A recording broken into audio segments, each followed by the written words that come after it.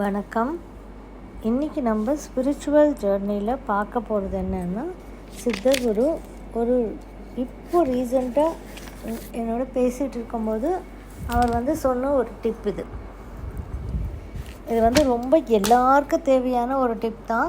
ஆனால் அவர் என்ன சொன்னார்னா, மக்கள் இதுதான் செல்வம்னு நினச்சிட்டு இருப்பாங்க, பணம் மட்டும்தான் செல்வம்னு நினைக்கிறாங்கம்மா, அவங்களுக்கு கொஞ்சம் எக்ஸ்ப்ளனேஷன் கொடுத்துட்டு இந்த டிப்ஸ் சொல்லு அப்படின்னு மட்டும் சொல்லியிருக்காரு. அவர் என்ன சொல்கிறாருன்னா, இன்றைக்கி குழந்தை இல்லை அப்படின்னு சொல்கிறவங்களுக்கு செல்வம் எதுன்னா அந்த குழந்தை செல்வம் தான். ஓகே. அப்புறம் ஒரு வீடு இல்லை அப்படின்னு நினைக்கிறவங்களுக்கு அந்த வீடு கட்டுறது தான் ஒரு பெரும் செல்வம் இல்லையா? எது நல்ல வேலை இல்லைன்னு நினைக்கிறவங்களுக்கு நல்ல வேலை கிடச்சிதுன்னா அதான் பெரும் செல்வம். ஸோ செல்வம்ன்றதுக்கு நம்ம எடுத்தோம் அப்படின்னா வெறும் பணம் மட்டும் கிடையாது, நம்மளுக்கு என்னெல்லாம் வேணுமோ அதுதான் பெரும் செல்வம் அப்படின்னு சொல்லப்படுறது. இப்போ இதனால் குடும்பங்களில் எவ்வளோ பிரச்சனைகள் வருது தெரியுமா? ஒரு அம்மா அப்பா ஒரு வீடு கட்டி கொடுத்துருக்காங்க, அதை அண்ணன் தம்பிங்க அக்கா தங்கச்சிங்க எல்லோரும் கல்யாணம் ஆகி அவங்களுக்கு குழந்தைகள் பிறந்ததுக்கப்புறம் அதை பிரிச்சுக்கும் போது ஒரு பாகப்பிரிவினையின் போது ஒரு பெரிய பிரச்சனைகள், பெரிய சண்டைகள் உருவாகுது. இந்த பணத்துக்காக உருவாகக்கூடிய பெரிய பெரிய பெரிய பிரச்சனைகள் நம்ம உலகத்தில் பார்த்துக்கிட்டு தான் இருக்கோம். எவ்வளோ தூரம் மோசமாக இருக்குது அப்படின்னா, ஒருத்தருக்கு ஒன்றுக்கிற அளவுக்கு கூட இந்த பணத்தினால் வரக்கூடிய பிரச்சனைகள் இருக்குது. அப்போது சித்தகுரு என்ன சொல்கிறாருன்னா, எல்லோரும் பணம் மட்டும் போதும்னு நினைக்கிறாங்க, அதுதான் செல்வம்னு நினைக்கிறாங்க. கிடையாதுமா. இது ஒரு குழந்தை இல்லைன்னா குழந்தை செல்வம் வேணும், வீடு இல்லைன்னா வீடு வேணும்னு நினைக்கிறோம், ஒரு கார் இல்லைன்னா கார் வேணும்னு நினைக்கிறோம். எல்லாமே செல்வத்தோடு சம்மந்தப்பட்டது தான், பணம் மட்டும் எடுத்துக்க வேண்டாம் மக்கள் அப்படின்னு சொன்னார். அப்போ இந்த செல்வத்தை இந்த செல்வம்ன்றதை விட ஐஸ்வர்யத்தை நம்ம எப்படி பெற முடியும்? இயற்கை எல்லாத்தையுமே வச்சுருக்கு, கொட்டி கொட்டி கொட்டி கொட்டி வச்சுருக்கு. அதை நம்மளுக்கு வேணுன்ற அளவுக்கு நம்மளுக்கு தான் எடுத்துக்க தெரிஞ்சுக்கணும். அதுக்கு ஈஸியான சில முறைகள் எல்லாம் இருக்குது. நம்ம இந்த செல்வத்தையும் ஐஸ்வர்யத்தையும் எப்படி அதிகமாக நம்மளால் நம்மளுக்கு தேவையான அளவுக்கு எடுத்துக்க முடியும் அப்படின்றதுக்கு ஒரு சின்ன டிப் சொன்னார். இந்த டிப்பு இன்றைக்கி நான் உங்களோட ஷேர் பண்ணுறேன். இதுக்கு என்னெல்லாம் வேணும்னு பார்த்தீங்க அப்படின்னா, சின்னமன், தட் இஸ் பட்டை சொல்லுவேன், சுருட்டு பட்டை அது, அப்புறம் ஒரு பிரியாணி இலை, ஒரு ஏலக்காய், ஒரு லவங்கம், ஒரு சின்ன பச்சை கற்பூரம், இவ்வளோ தான் தேவை. நம்மளுக்கு தேவையான விஷயம்னு பார்த்திங்கன்னா இது என்னன்னு சொல்லுவாங்கன்னா, செல்வம் வசிய திலகம் அப்படின்னு சொல்லுவாங்களாம் இதை. ஏன்னா பழைய காலத்தில் பண்ணக்கூடிய முறை தான் இது. சித்தகுரு சொல்கிறாரு அப்படின்னு பார்த்திங்கன்னா அத்தன்டிக்கான ஒன்று. நம்ம செஞ்சுக்கிட்டோன்னா அதனுடைய பெனிஃபிட்ஸ் நம்மளுக்கு இருக்கும்.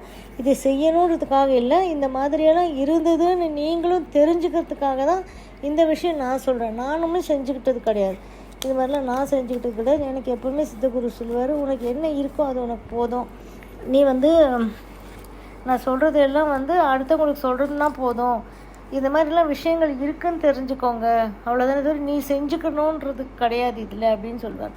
திருப்திகரமான வாழ்க்கை வேணும் அப்படின்னு சொல்லுவார். இப்போ இது ஹஸ்பண்ட் ஒய்ஃப் ரிலேஷன்ஷிப்பில் பிரச்சனைகள் எதனால் வருது? இந்த காசு பணம் செல்வம்னால தான் வருது இல்லையா? அதனால் இதையும் நம்மளால் செஞ்சுக்க முடியும் அப்படின்றதுக்கு ஒரு திலகத்தை செஞ்சு நம்ம வச்சுக்கிறதுனால செல்வ வசியம் கிடைக்கும் அப்படின்றது இருக்குது. நம்முடைய புராதன காலத்திலிருந்து, நம்முடைய பழைய கால புஸ்தகங்கள்லேருந்து ஏடுகளில் இருக்குது. இது 3000 வருஷங்கள் முன்னாடியெல்லாம் நிறைய பேர் செஞ்சுக்கிட்டு இருந்தாங்களாம். இந்த மாதிரிலாம் செஞ்சு அவங்க ஐஸ்வர்யத்தை பெருக்கிக்கிட்டாங்க அப்படின்னு சொல்லி ஒரு இது இருக்குது. ஸோ தெரிஞ்சுக்கோங்க அப்படின்னு எங்களுக்கு அந்த நாலேஜ் சொன்னார், இப்படியெல்லாம் இருக்குதுன்னு. அதே நானும் உங்களுக்கு சொல்கிறது என்ன, தெரிஞ்சு வச்சுக்கோங்க அப்படின்ற நாலேஜ் நான் சொல்கிறேன். உங்களுக்கு வேணும்னா நீங்கள் செஞ்சுக்கலாம், தப்பு கிடையாது, அது அவங்கவுங்களுடைய மனநிலையை பொறுத்தது.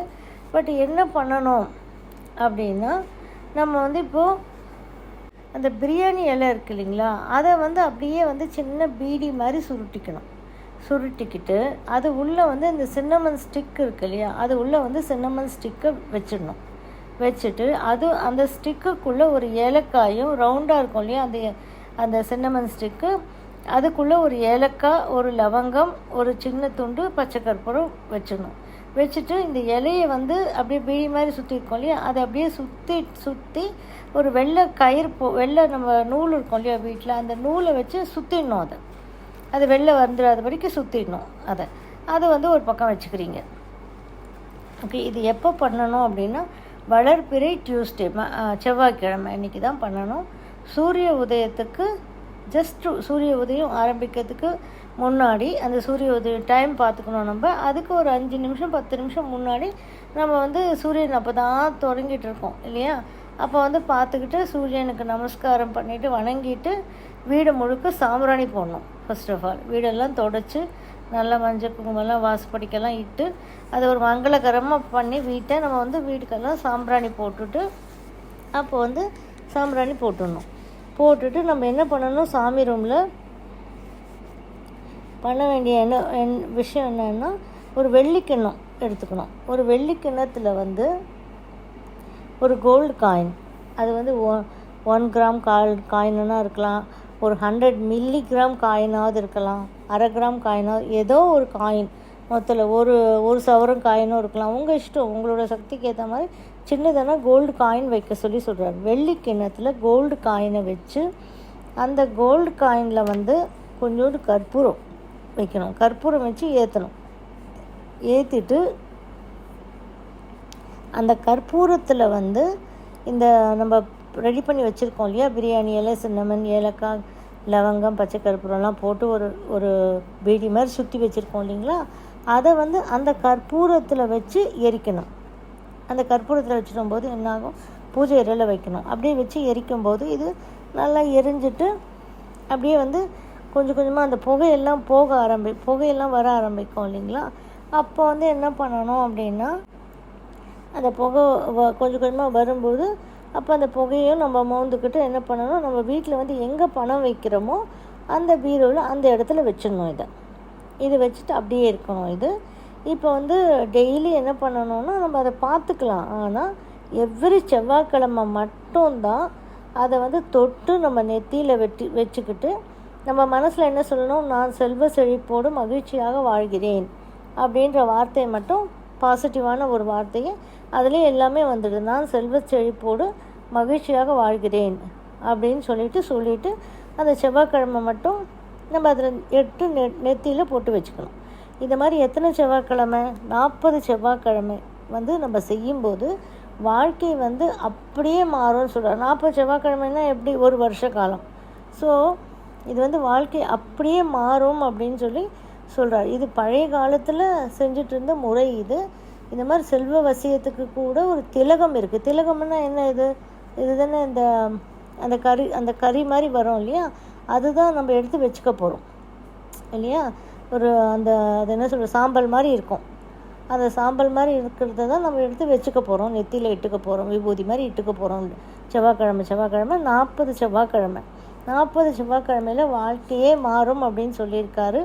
யாருக்காவது செஞ்சுக்கிறதுக்கு அந்த அளவுக்கு செஞ்சுக்கணும்னு தோணுச்சுன்னா கண்டிப்பாக செஞ்சுக்கோங்க. செஞ்சுட்டு 40 செவ்வாய்க்கிழமைக்குள்ளே உங்களோட வாழ்க்கை என்ன மாறுச்சோ அதை வந்து நீங்கள் கமெண்ட்ஸில் சொன்னீங்கன்னா அடுத்தவங்களுக்கு அது யூஸ்ஃபுல்லாக இருக்கும், செஞ்சுக்கிறவங்களுக்கு. பட் நான் செஞ்சுக்கலை. ஏன்னா எனக்கு என்ன இருக்கோ அதில் வந்து கண்டென்ட்மெண்ட் இருக்குது. அதனால் வந்து வேணுன்றவங்க செஞ்சுக்கலாம், நம்மளுக்கு கடவுள் கொடுத்தது இது போதும் அப்படின்னு நினைக்கிறவங்க விட்டுடலாம், அவ்வளோதான். ஸோ வேணுன்றவங்க யாராவது ரொம்ப கஷ்டத்தில் இருக்கீங்க, உங்களுக்கு வாழ்க்கையை மாறணும்னு நீங்கள் நினைக்கிறீங்கன்னா தாராளமாக செஞ்சு பார்த்துட்டு எங்களுக்கு வந்து கமெண்ட்ஸில் சொல்லுங்கள். தேங்க்யூ. இது வந்து உங்களுக்கு புரிதலுக்காக இந்த மாதிரி விஷயங்கள் எல்லாம் இருக்கிறது தெரிஞ்சுக்கிறதுக்காக சித்தகுரு என்கிட்ட சொன்னதை வந்து நான் உங்ககிட்ட ஷேர் பண்ணிக்கிறேன் இன்றைக்கி. தேங்க்யூ ஃபார் வாட்சிங். இந்த வீடியோ உங்களுக்கு பிடிச்சிருந்தால் லைக் பண்ணுங்கள், ஷேர் பண்ணுங்கள், கமெண்ட் பண்ணுங்கள், சப்ஸ்கிரைப் பண்ணிக்கோங்க, பெல் ஐக்கான் ப்ரெஸ் பண்ணிக்கோங்க. ஸோ தட் நாங்கள் போடுற எந்த வீடியோவும் மிஸ் பண்ணாமல் உங்களுக்கு நோட்டிஃபிகேஷன் வரும்.